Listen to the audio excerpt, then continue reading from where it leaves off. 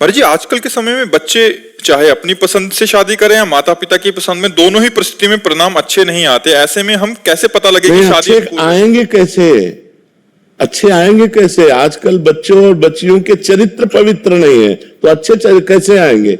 हमारी माताओं बहनों के पहले रहन सहन देखो। बूढ़ी, हम अपने गांव की बता रहे हैं, बूढ़ी थी पर इतने से नीचे इतना, और आज बच्चे बच्चियां कैसी पोशाकें पहन रहे हैं, कैसे आचरण कर रहे हैं। एक लड़के से ब्रेकअप, दूसरे से व्यवहार, फिर दूसरे से ब्रेकअप, फिर तीसरे से व्यवहार, और व्यवहार व्यभिचार में परिवर्तित हो रहा है। कैसे शुद्ध होगा? मान लो हमें 4 होटल के भोजन खाने की जबान में आदत पड़ गई है, तो घर की रसोई का भोजन अच्छा नहीं लगेगा।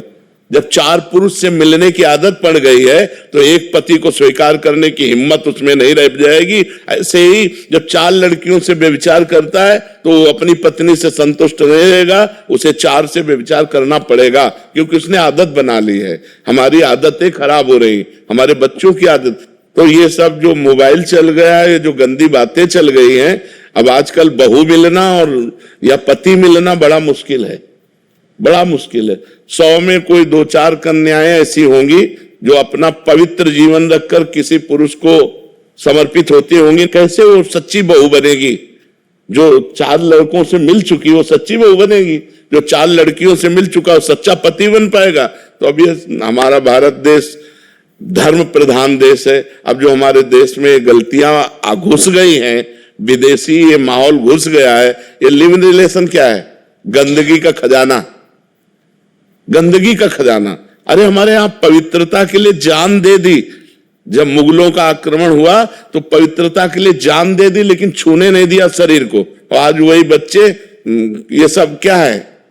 अपने पति के लिए प्राण देने की भावना हमारे देश में रही है कि हमारी जान चाहे चली जाए, मेरे पति का बाल बांका हो। और यहाँ पतियों के साथ ऐसा व्यवहार हो रहा है। अपनी पत्नी को प्राण माना गया है, अर्धांगिनी माना गया है। कहां हमारे देश की ये भाषाएं गई?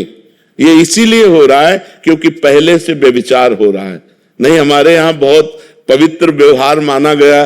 ब्याह हुआ, पूरे गांव के देवी देवताओं का पूजन होता था, बुजुर्गों के आशीर्वाद लिए जाते, तब वो गृहस्थ धर्म में जाते थे। आज पहले ही विचार किए बैठे हुए हैं, पहले ही गंदे आचरण किए बैठे। क्या जाने उस पवित्र धारा को, क्या मानेंगे पाणी ग्रहण को? नहीं, जिस पति ने पाणी ग्रहण कर लिया उसके लिए जीवन समर्पित किया जाता है। हमारा भारत देश है, हमारा विदेश नहीं कि आज इसके साथ, कल उसके साथ, परसों उसके साथ।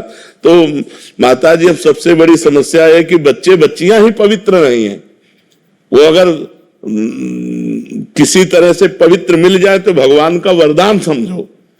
हम कहते हैं चलो जो बच्चापन में गलती हो गई, लेकिन ब्याह होने के बाद तो सुधर जाओ। बड़ा विचित्र समय है, बड़ा विचित्र समय है।